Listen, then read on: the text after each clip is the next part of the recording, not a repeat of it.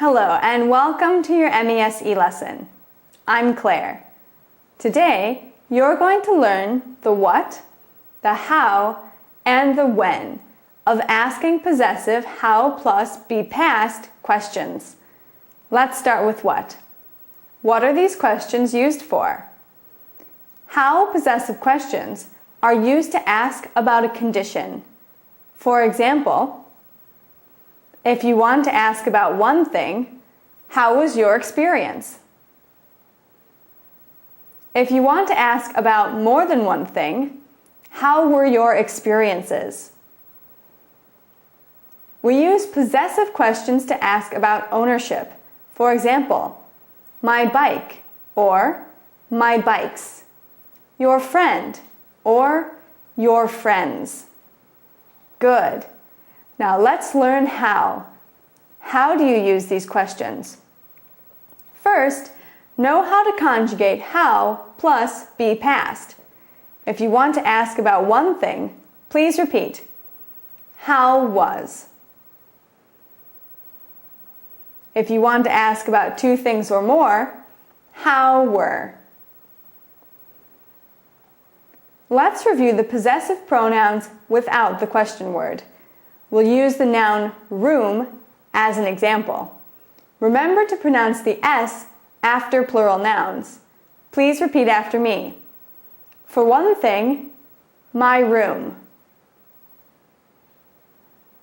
For more than one thing, my rooms.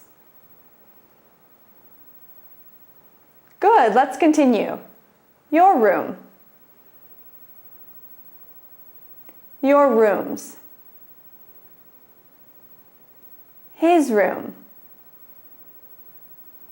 His rooms. Her room. Her rooms. Our room. Our rooms. Their room. Their rooms. It's very important to memorize these conjugations fluently before you start practicing Video B. Next, study your vocabulary.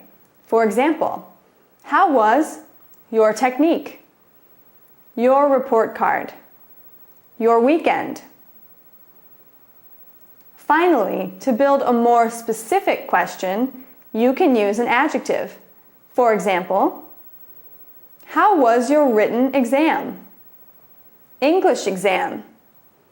Final exam?